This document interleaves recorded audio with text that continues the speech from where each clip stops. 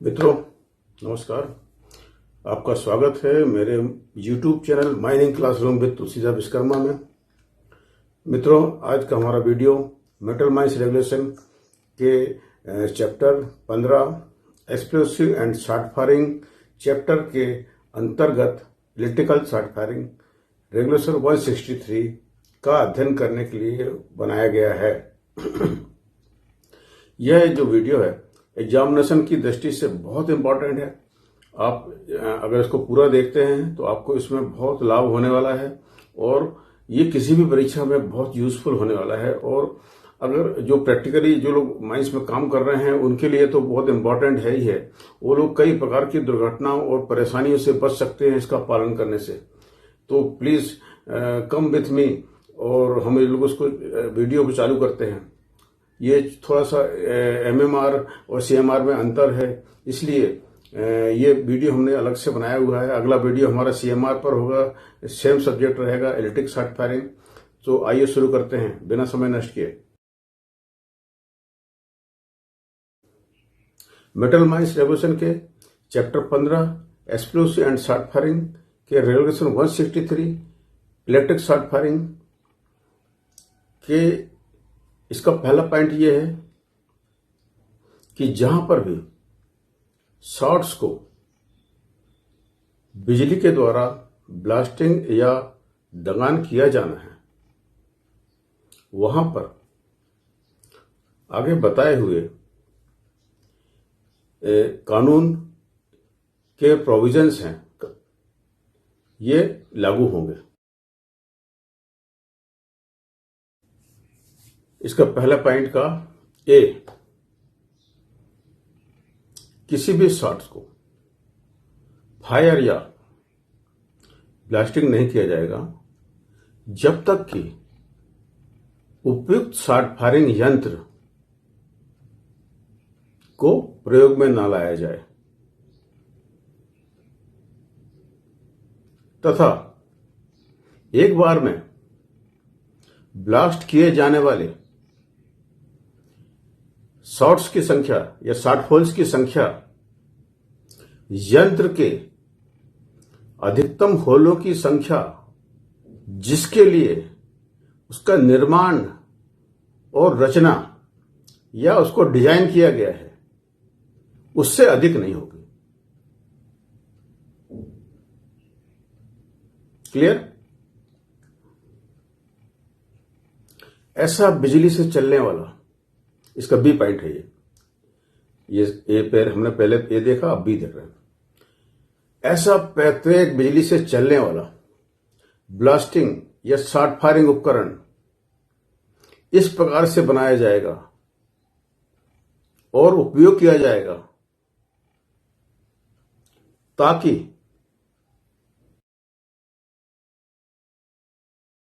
इसका पहला पॉइंट यह है, यह यंत्र केवल, मेरे शब्दों पर ध्यान दीजिए, पहला पॉइंट यह है, यह यंत्र केवल निकलने वाले हैंडल या प्लग, रिमूवेबल हैंडल और प्लग से चलाया जाने वाला हो तथा यह हैंडल या प्लग ऐसी स्थिति में रोका ना जा सके या रखा जा सके जिस स्थिति में वह फायर या ब्लास्ट करता हो। यह बहुत इंपॉर्टेंट फीचर है एक्सप्लोडर का, ध्यान दीजिएगा। तथा जैसे ही ब्लास्टिंग हो जाए तो हैंडल या प्लग मशीन से निकल जाए या निकाला जा सके। तथा अब दूसरा पॉइंट, ब्लास्टिंग करने वाला इलेक्ट्रिक सर्किट एक्सप्लोडर के अंदर का बनाया जा सके ऑटोमेटिकली या तोड़ा जा सके, या किसी पुश बटन से, या तो ऑटोमेटिक हो या किसी पुश बटन से सर्किट बने या टूटे। ऐसी व्यवस्था होनी चाहिए। सी सी का पहला पॉइंट, कोई भी खराब ब्लास्टिंग करने वाला उपकरण प्रयोग में नहीं लाया जाएगा तथा हर एक उपकरण की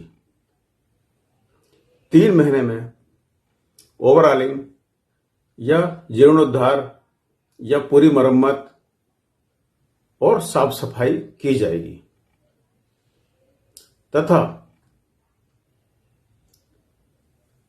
उस मरम्मत को करने वाला, साफ सफाई या ओवरऑल को करने वाला सक्षम व्यक्ति के द्वारा की जाएगी। दूसरा पॉइंट, अगर कोई यंत्र सही तरीके से जोड़े हुए या कनेक्ट किए हुए शॉर्ट्स को ब्लास्ट कर पाने में असफल हो जाए तो ब्लास्टर उस यंत्र को यथासंभव तुरंत manager, assistant manager, underground manager को वापस करेगा और उस ऐसे यंत्र को तब तक काम में नहीं लाया जाएगा या नहीं लिया जाएगा जब तक उसे सरफेस में किए गए परीक्षण में सफल और सही ना पाया जाए और वह सुरक्षित रूप से उपयोग करने के लिए ठीक ठाक है ऐसा प्रमाणित न कर। तीसरा पॉइंट, ऐसे सभी एक्सप्लोडर या ब्लास्टिंग यंत्र की ओवरऑल या परीक्षण या मरम्मत के सारे रिकॉर्ड एक बाउंड पेज बुक या सजिल्द खाता, जिसे सिर्फ इसी कार्य के लिए बनाया गया है, उसके अंदर इसको रिकॉर्ड किया जाएगा, अंकित किया जाएगा तथा ओवरऑल मरम्मत परीक्षण करने वाले व्यक्ति के द्वारा तारीख सहित दस्तखत किए जाएंगे।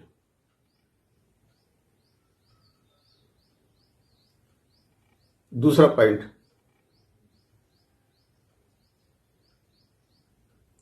किसी भी शॉट को या शॉट्स को ब्लास्ट करने के लिए सिग्नलिंग वायर या सिग्नलिंग करंट, लाइटिंग करंट या कोई पावर सर्किट की बिजली का प्रयोग नहीं किया जाएगा। इसका तीसरा पॉइंट, मैं बीच में आपको रिक्वेस्ट करूंगा कि ये बहुत ही इंपॉर्टेंट पार्ट है इस रेगुलेशन का, इसलिए बहुत ध्यान से आप समझिए, इसको सुनिए। नहीं समझ में आया मुझे कमेंट करिए, मैं आपको जवाब दूंगा, मैं समझाऊंगा दोबारा। इसका ए पॉइंट, हर एक ब्लास्टर हमेशा, इसमें एबीसीडी करके पॉइंट्स हैं, तो ए पॉइंट, सदैव अपनी पूरी शिफ्ट भर एक्सप्लोडर की चाबी अपने पास ही रखेगा। बी पॉइंट, बहुत अच्छे इंसुलेशन वाला केबल तथा उचित और पर्याप्त लंबाई का ब्लास्टिंग केबल जो उसे कम से कम शरण स्थल या शेल्टर तक पहुंचने वाली लंबाई का हो, परंतु यह केबल ब्लास्टिंग केबल या तार 20 मीटर से कम किसी भी कंडीशन में नहीं होगा या 20 मीटर से छोटा कभी नहीं होगा। सी पॉइंट, हर एक एक्सपोर्टर के साथ ब्लास्टिंग केबल को जोड़ने के पहले प्रत्येक ब्लास्टर केबल को डिटोनेटर के तार से स्वयं जोड़ेगा। पहले डिटोनेटर के तार से जोड़ेगा, उसके बाद ब्लास्टिंग केबल को एक्सप्लोडर से जोड़ेगा स्वयं। यह हर एक ब्लास्टर को करना है।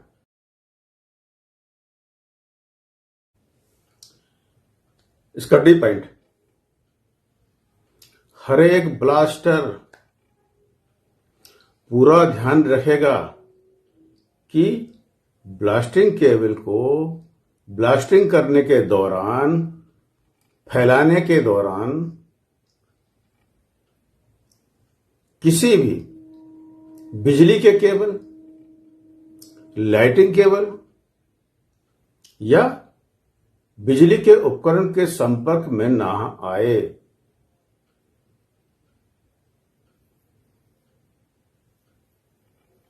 ई पॉइंट, प्रत्येक ब्लास्टर इस बात का पूरा ध्यान रखेगा या पूरा ध्यान देगा, सावधानियां लेगा, ताकि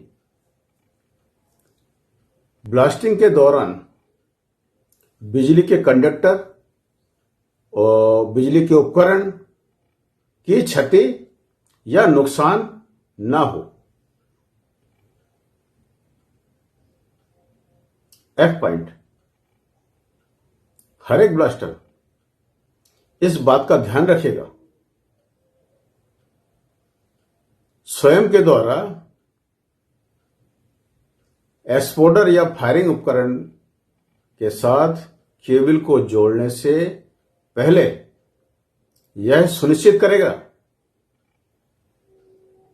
बहुत ध्यान दीजिए, केबल जोड़ने के पहले यह सुनिश्चित कर लेगा कि आसपास के सभी व्यक्तियों ने रेगुलेशन 164 में बताए गए और प्रदान किए गए या बनाए गए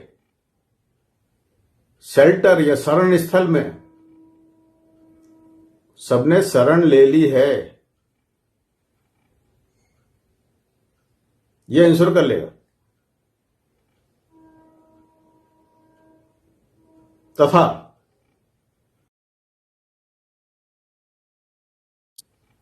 इसका जी पॉइंट, ब्लास्टर यह पूरा ध्यान देगा कि ब्लास्टिंग के बाद और ब्लास्टिंग क्षेत्र में प्रवेश करने से पहले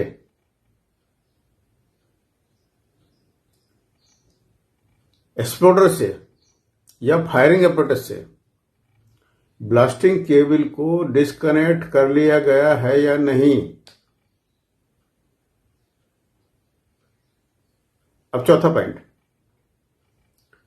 जहां एक से अधिक शॉट्स को या होलों को एक साथ दगान किया जा रहा है,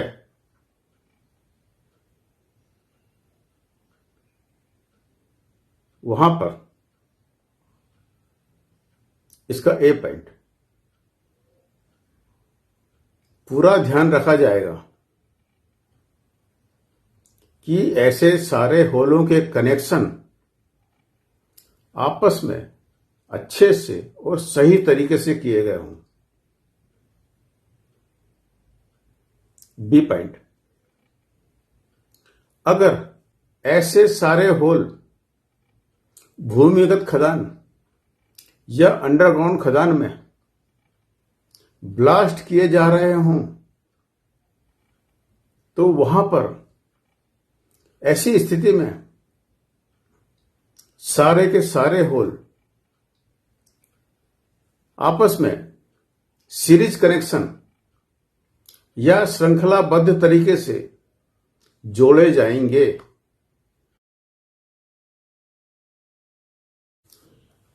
सी पॉइंट आया,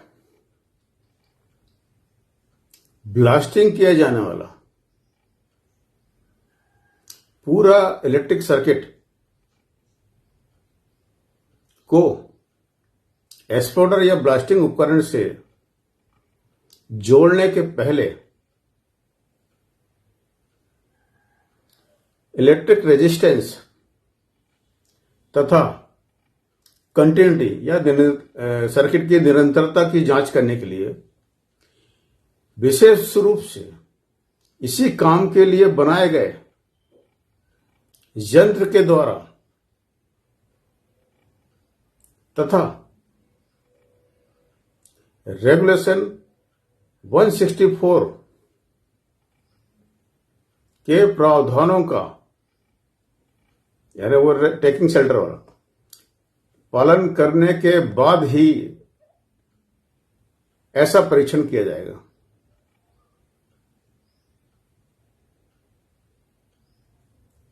डी पॉइंट,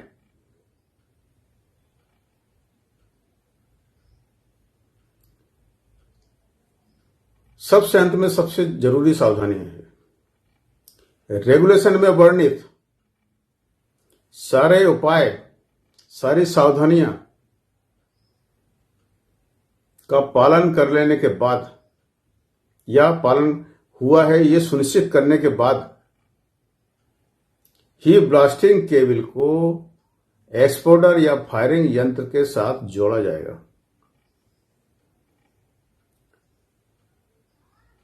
तो आज यह वीडियो यहीं खत्म होता है। इलेक्ट्रिक शॉर्ट फायरिंग ये बहुत ही इंपॉर्टेंट रेगुलेशन है। ये देखिए, अगर आपको समझ में नहीं आया हो तो दोबारा देखिए, मगर इसको भूलिए मत। बहुत इंपॉर्टेंट है ये रेगुलेशन एग्जामिनेशन की दृष्टि से। इसको बहुत बारीकी से, इसी में छोटे छोटे क्वेश्चन बनते हैं और पॉइंट समझ में नहीं आने से आदमी फेल हो जाता है। अगर नहीं समझ में आएगा कमेंट करिए। और दुर्घटना की रोकथाम करने के लिए ये जो काम कर रहे हैं वो भी देखें। इसको जो माने ब्लास्टर परीक्षा या शॉर्ट फायर परीक्षा या सरदार परीक्षा पास हो चुके हैं वो भी इसको देखें और इसको रिव्यू कर लें, क्योंकि इसको आत्मसात करना बहुत जरूरी है। इसको हमारे काम करने की पद्धति में लाना बहुत जरूरी है।